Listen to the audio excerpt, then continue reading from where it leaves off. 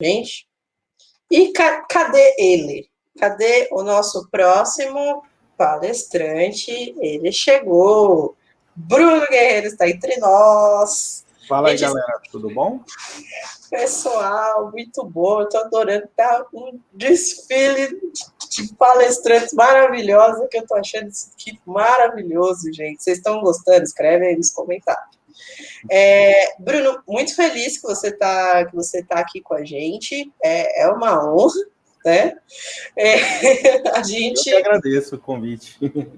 Eu lembro, nossa, para vocês verem, né? Tipo, a primeira vez que eu te vi, eu não cheguei a conversar com você, mas a primeira vez que eu te vi foi no Roadsec Campinas. Agora eu não vou lembrar o ano, mas você estava lá com. Estava no stand lá. Isso, foi 2018. Foi a primeira vez que eu te vi também, comecei a te acompanhar desde então. Então, assim, eu falo essas coisas, galera, para vocês saberem que, assim, muitas das pessoas que a gente traz para cá são pessoas que a gente tieta e que a gente tem falta de vergonha na cara para chegar lá e falar, eu tenho um evento, você quer palestrar no meu evento? E as pessoas vão lá e aceitam. É assim, gente. Vocês acham que é toda uma cerimônia, toda uma formalidade, que a gente manda flores para a casa da pessoa falando, quer palestrar comigo? Não é nada disso, gente. É falta de vergonha na cara mesmo. Então, assim, recomendo, tá? Manda uma mensagem pro Bruno, é uma pessoa super acessível, assim como todos os nossos palestrantes que passaram também são pessoas super acessíveis. Então, mandem mensagens, não precisa ter vergonha, vai lá, tieta, fala que é fã, pede um autógrafo, não tem problema nenhum. Nada disso, né? Tá aqui para se divertir, para aprender igual todo mundo. Então, galera, o Bruno hoje ele vai falar sobre FOSS ou FOSS que fala? É FOSS, né? FOSS? Um acrônimo, Free Open Source.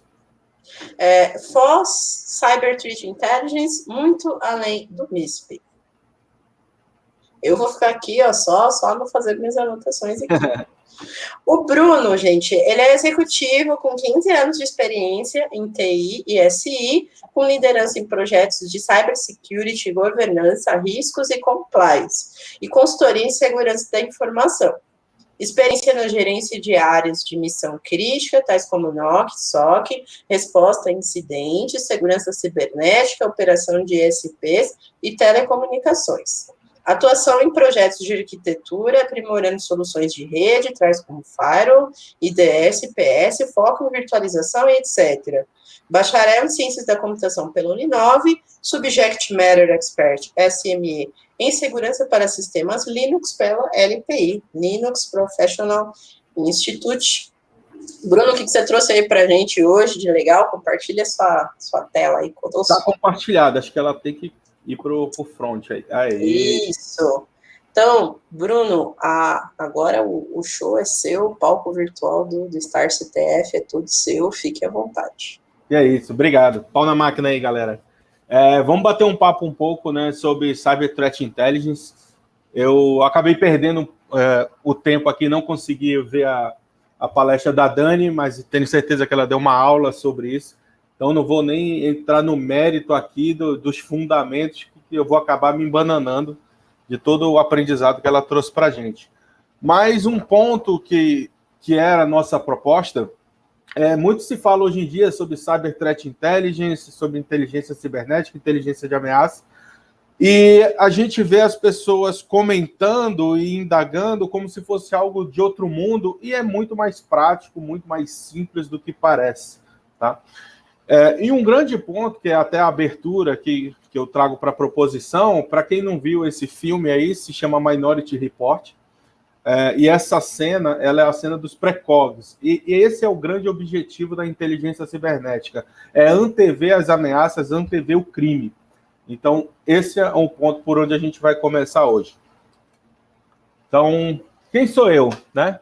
Eu sou um cara de Belém do Pará, do meio da floresta amazônica, apaixonado por hacking, por computação, tecnologia em geral, torcedor ferrenho do Paysandu Esporte Clube, que ultimamente está precisando de muita torcida mesmo para se manter em pé. e que agora adora tomar uma cervejinha aí na beira do rio, e uma pessoa simples aí no nosso dia a dia, com todo mundo. Então, só para a gente começar, segurança é um assunto sério hoje em dia, né? Então, não é só um tema aqui de hacking, de quanto a gente gosta de tecnologia, mas é um tema que está sendo falado nas esferas mais altas em todo o mundo, como o World Economic Forum, por exemplo, né? E lembrado como uma das principais ameaças no mundo inteiro. Então, toda a magnitude econômica e social do planeta, o tema de ameaças cibernéticas, nesse ano já de 2021, foi tido como o quarto tema principal. E olha que a gente está no meio de uma pandemia de coronavírus que afetou e está afetando todos nós. E mesmo assim, o tema de cyber é o quarto tema tocado ou lembrado aí por todos os gestores mundiais. Tá?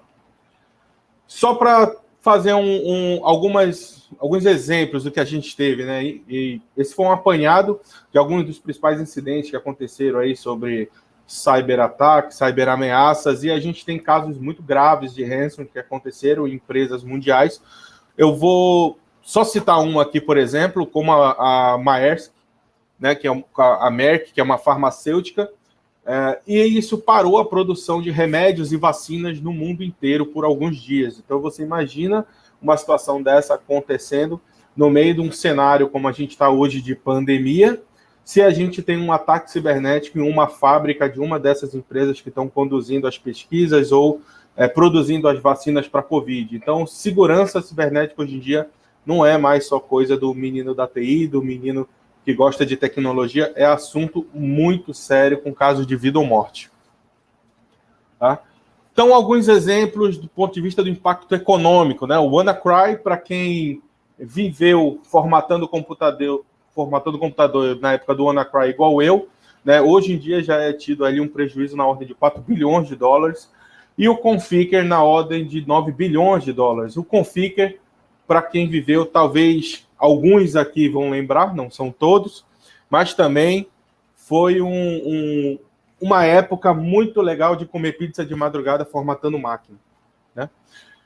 E a gente muitas vezes para olhar essas ameaças que estão vindo, né? Novas ameaças, novos malwares, novos ataques, mas esquece que ameaça cibernética, malwares, vírus, tal como acontece no mundo real, de uma vez que eles foram criados, que eles foram lançados, eles nunca deixam de existir. Então, um exemplo aqui que eu já trago para vocês, isso é um resultado do nosso projeto, o OpenCTI, que é agora, dia 29 de janeiro de 2021, uma das nossas botnets identificou um worm de Conficker. Né? Então, um malware já da época de 2012, que continua ativo e continua sendo proliferado na internet, por exemplo. Tá?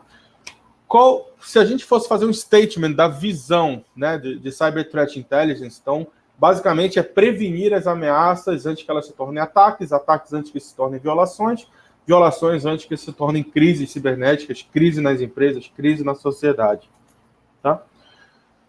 Passando por um workflow básico de como que funciona esse processo de Cyber Threat Intelligence. Né? Então, a gente tem normalmente um planejamento, que é qual o norte que a gente quer perseguir enquanto esse nosso projeto, parte para mecanismo de collection dessas informações, processamentos, análise, disseminação, que é na prática como que a gente compartilha essas informações com nossos pares, e feedback para melhoria desse ciclo. Tá?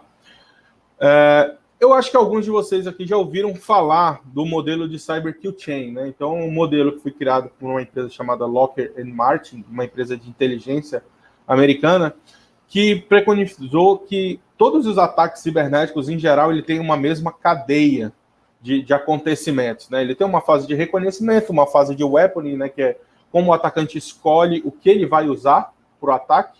Ele tem uma fase de exploiting ou, dependendo da situação, no caso de um phishing, né, de uma isca, né, chamado lure, uma isca ou um exploiting, ele parte para a camada de infecção, command and control e exfiltração. Um ponto principal é que todas essas camadas, assim como um crime físico, tudo que acontece deixa um rastro. pode deixar um rastro. E esse rastro, a gente no Cyber Threat Intelligence chama de IOCs, ou indicadores de comprometimento, e quando a gente junta essas informações, ou junta a maneira como o ataque ocorreu, em geral a gente chama de TTPs, que são técnicas, táticas e procedimentos que o atacante levou, né? Aqui para quem nunca ouviu falar, a pirâmide da dor é uma metodologia que fala de quão difícil ou fácil é extrair informações, por exemplo, de inteligência cibernética. Então, é muito comum a gente extrair hashes, IPs, nome de domínio, por exemplo, de um C2, como o Felipe acabou de falar, né, uma cadeia de comando e controle, mas é muito mais custoso a gente conseguir processar e extrair informações relevantes do comportamento de um determinado grupo atacante, né? Então, dessa forma, a gente acaba dividindo um pouco o uso, né, o objetivo dessas informações. As informações mais simples e fáceis de coletar e disseminar, a gente acaba usando muito para o lado de operações de segurança, e o lado mais, digamos, mais difícil, mas também com mais valor, a gente acaba partindo para uma cadeia mais de pesquisa e desenvolvimento, que requer muito mais interação humana do que só máquina para poder fazer essas identificações, tá? E aqui a gente entra o conceito realmente da nossa palestra, tá? Que é, bom, eu quero fazer Threat Intelligence. Como que eu posso começar, né? Quais são as ferramentas que eu posso usar no nosso bate-papo aqui de free e open source, né? Então, algumas dessas ferramentas são grátis, mas não são código aberto, outras são código aberto e são grátis. Então, nesse grande conceito de free e open source, a gente trouxe várias ferramentas que podem ser utilizadas dentro dessa cadeia, né? Então, dentro da cadeia de collection, como, por exemplo, crawlers, scripts que fazem a captura de informações de um pastebin, de uma página de vazamento, por exemplo, como Ghostbin, ou até mesmo páginas já dentro da Redditor, da Dark Web, Deep Web. Então, isso tudo, a camada de collection, requer muito mais o desenvolvimento, mas ferramentas tem disponíveis. A gente tem sensores de honeypot que já foram desenvolvidos para esse propósito, para coleta, muitas vezes, de detecção de anomalias, como Dioneer, Snort, Suricata, Elastic Honey. Tem uma série de sensores disponíveis. E no pior dos casos, você nunca mexeu, não sabe como usar, você pode subir um fake system, né? Criar uma máquina virtual, por exemplo, né? Usando a sua própria imagem que você tiver na mão, ou usando imagens já propriamente criadas para isso, como o DEM Vulnerable Linux, DEM Vulnerable Windows, e deixar essa máquina disponível na internet e fazendo a captura dos logs, captura da telemetria, por exemplo, desse equipamento, dessa máquina virtual. Isso vai te permitir entender e fazer a coleta de como funcionam os ataques, como que são os payloads, como que são as ferramentas que o atacante usa, né? Uma vez que você coletou todas essas informações, você pode partir para a camada de processamento. Então, no processamento, você tem, por exemplo, managers de honeypot, que permite que você consolide informações de todos os seus sensores de honeypot no mesmo ponto. Você pode instalar nesses fake systems, por exemplo, ferramentas de coleta de log, como Logstash, Filebeat, WinLogBit, Sysmon, tudo isso são ferramentas que vão permitir você a trazer mais detalhes do que está acontecendo nessa máquina virtual, por exemplo, nessa máquina ali que você colocou de boi de piranha.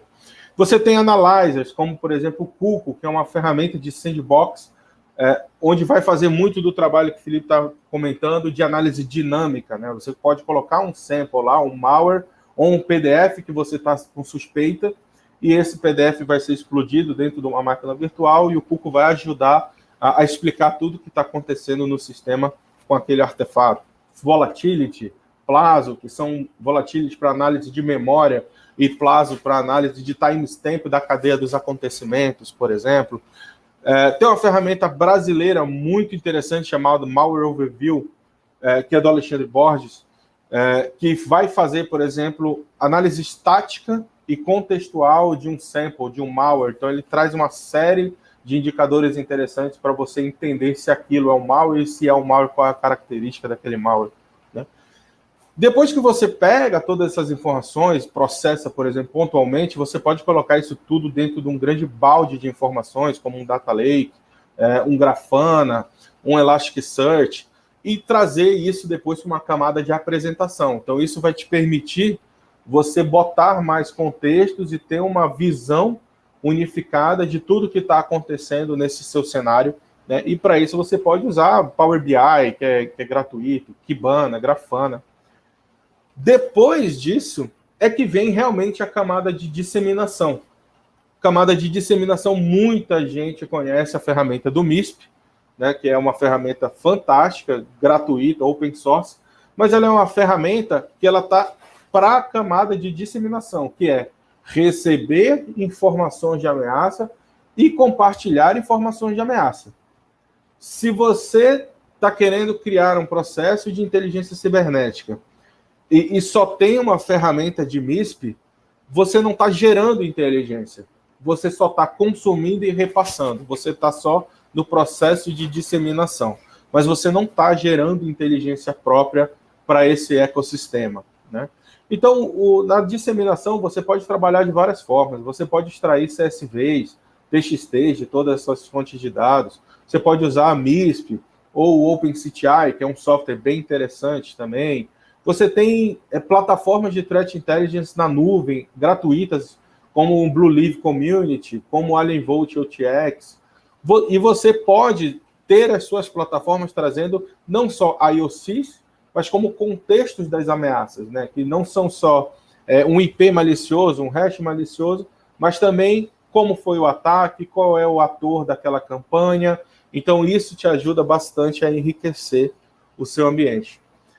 E para você ter o processo de feedback dentro da metodologia de Cyber Threat Intelligence, é interessante que você tenha isso como uma plataforma realmente, né? Um CTI Platform, que é MISP, OpenCTI, Blueleaf, porque eles permitem que os seus pares, por exemplo, possam dizer, olha, essa informação aqui que você compartilhou, ela é um falso positivo, ou essa informação que você compartilhou é um verdadeiro positivo, isso me foi útil para ajudar em alguma campanha, algum processo que eu estou investigando.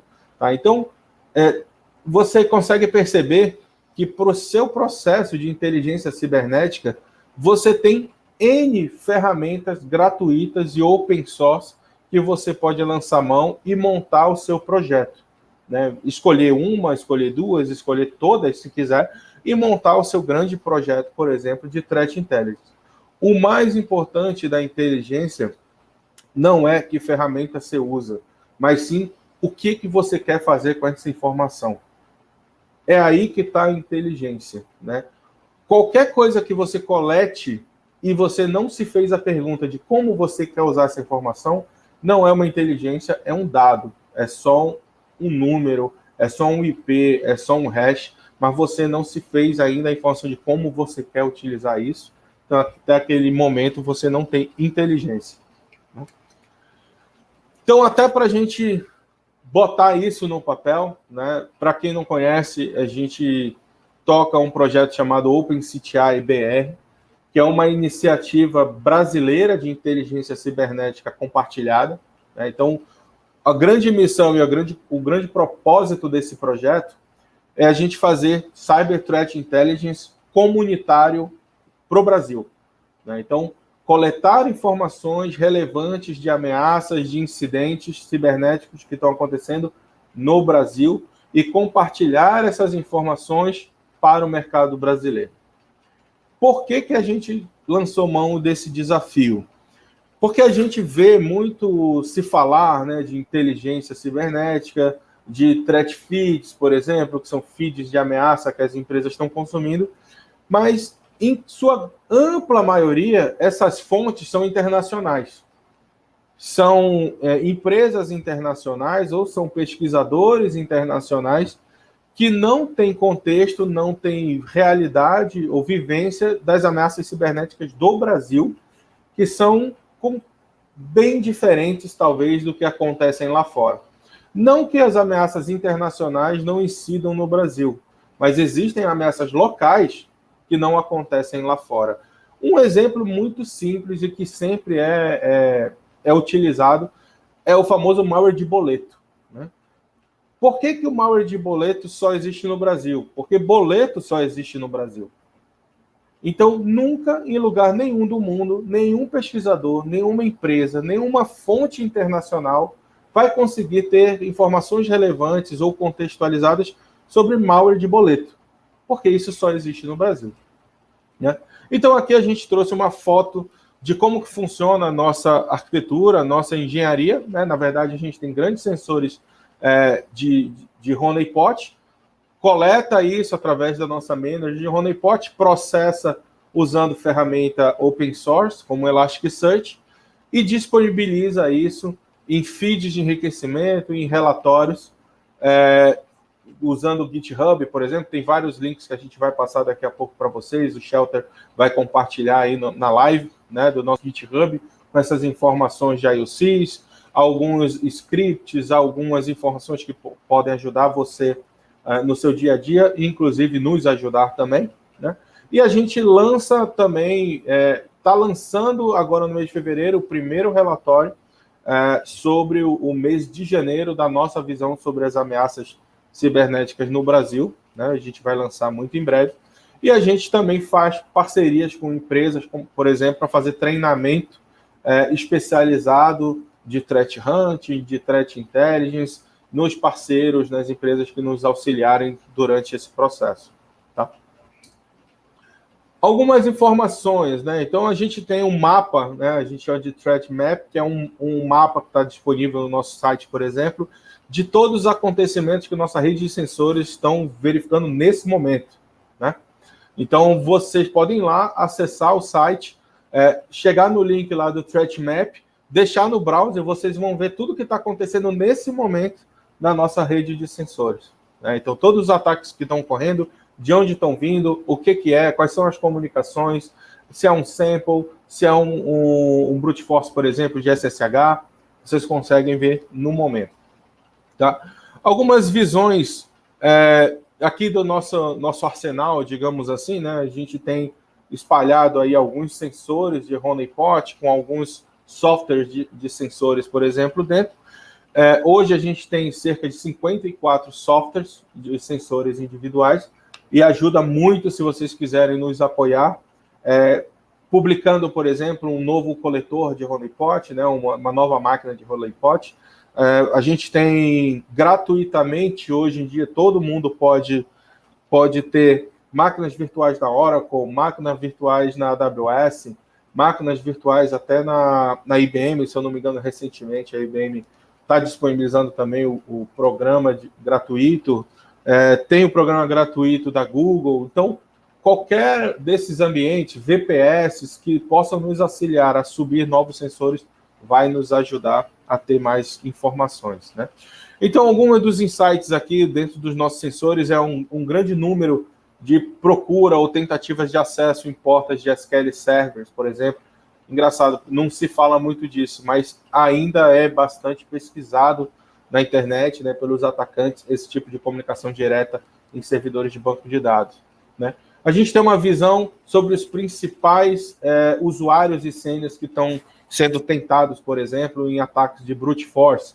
E é muito engraçado que a gente sempre acha que aquele admin password é o principal, mas, na verdade, existe uma ameaça que está acontecendo para devices, né, de IoT, que utilizam um padrão de usuário e senha chamado nproc.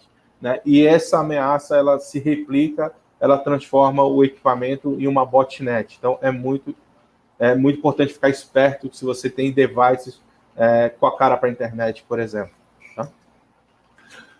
Um mapa aqui do nosso mapa de coleta de malware, né, propriamente dito. Então, a gente tem no Brasil alguns sensores espalhados e a gente captura todos os malwares que são disponibilizados, por exemplo, na nossa honeypot, as tentativas de infecção na nossa honeypot, e a gente faz uma grande visão, né, uma grande análise sobre as principais regiões do país que estão sendo origens desses malwares, quais são os principais samples. Então, a gente consegue perceber quando tem campanhas específicas que aquele determinado sample ele vai para a estratosfera, por exemplo. A gente consegue perceber quando tem uma rede, uma máquina que gerou um grande outbound ali de informação. E a gente faz uma análise dos principais provedores também, onde estão essas estruturas, para que a gente possa tentar conversar com os provedores. A gente tem um acesso direto também com o pessoal da CertBR, a gente comunica muita coisa com o pessoal da CertBR, e isso nos possibilita ver e conversar com as instituições que se demonstram aí, que precisam um pouco mais de defesa para os seus próprios clientes. Né?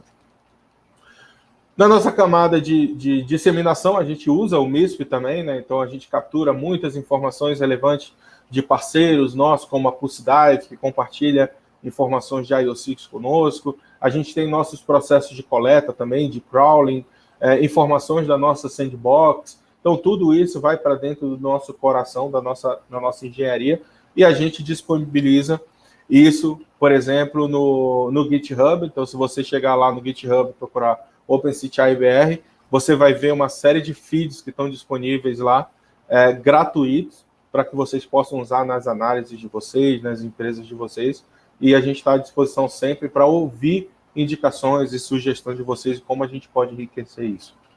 Tá? Uns exemplos aqui, por exemplo, de feeds de banker, né, de malwares bancários, feeding utilizando informações brasileiras, né, dos domínios brasileiros. Então, muitas vezes a gente acha feeding brasileiro é só quando o domínio termina com .com.br ou com .br. Não, porque você pode ter uma página de phishing que está injetada em um domínio gringo, mas, na verdade, a cara, né, a referência de uma instituição brasileira, por exemplo. Né? Então, a gente acaba coletando isso tudo e deixa disponível para que vocês possam usar em proteções ou usar mesmo em análises de vocês. Tá? Um exemplo de um relatório, a gente tem lá no site também, o GhostRat, a gente identificou um boom desse malware no fim do ano passado, né? É um RAT, um Remote Access Tool, que existe mecanismos dentro dele de mineração de Bitcoin e de worm.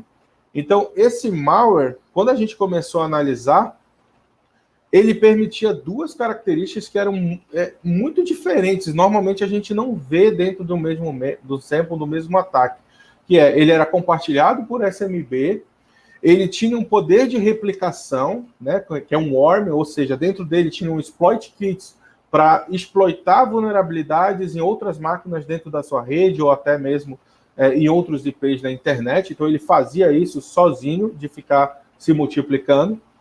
Ele tentava contato com o comando em controle através do RAT, e dependendo do contato que ele fazia com o comando em controle, ele começava a fazer mineração de Bitcoin, por exemplo. Né? Então, o que a gente percebeu é que esse atacante ele estava criando uma grande botnet de mineradores de Bitcoin aí espalhados no mundo, usando infraestrutura de terceiros, né? Consumindo os recursos de terceiros. Isso foi uma campanha bem interessante, tem lá no nosso site também esse reporte para vocês avaliarem. Né? Um outro alerta que a gente pegou também agora, já no comecinho do ano, foi, por incrível que pareça, uma vulnerabilidade de 2018, né, da tecnologia Fortinet, né, do FortiGate, e que ainda estava sendo muito discutido na Dark Web sobre o uso e informações, e a gente teve acesso a uma grande lista de IPs que eram vulneráveis a essa vulnerabilidade, né, lista de devices que eram vulneráveis, e a gente fez uma análise de onde estavam, por exemplo, esses IPs, né, e dentro do Brasil a gente conseguiu informações de órgãos governamentais que estavam teoricamente vulneráveis. A gente, logicamente, não chega a explorar, não chega a confirmar, mas a gente faz esse apanhado de inteligência, entrou em contato com algumas instituições para alertar, né? Inclusive fez uma visão dos principais provedores de serviço, que essas informações também, né, que essa vulnerabilidade estava incendida. Tá? Ajuda aí. A gente nunca pediu nada para vocês, então se vocês puderem, é só entrar lá no GitHub, vai lá na página onde tem as informações da Honeypot, como vocês puderem auxiliar, criar uma máquina virtual na AWS. Se vocês tiverem uma empresa, tiverem uma infraestrutura e puderem disponibilizar, a gente tem uma VM, um OVA pronto para vocês subirem e um passo a passo de como que vocês podem auxiliar, tá? Então, a gente está à disposição de vocês, perguntas, sugestões. Eu não estou conseguindo ler aqui o YouTube, mas eu vou ler aqui agora, se vocês quiserem. Eu de volta. Oi. Tá bom. Na correria, mas consegui. Não, foi ótimo. Eu tava aqui curtindo, né? A palestra, achei muito legal. Já salvei os links aqui para acessar depois. Vou olhar lá com todo o carinho que esse conteúdo merece. Bruno, a galera tá empolgadíssima, a galera gostou muito do assunto. Se você puder dar uma atenção para a galera no chat, vê lá com eles. Fala, galera, pessoal, lotem o Bruno de perguntas, muito bom o tema. E eu quero agradecer demais a sua presença, foi incrível, foi maravilhoso. E Semal foi embora e a gente já quer você de novo. É isso, eu que agradeço. Obrigado por tudo, foi um prazer. Sempre que precisar, a gente está aqui. Obrigada. Tchau, Bruno. Beijo.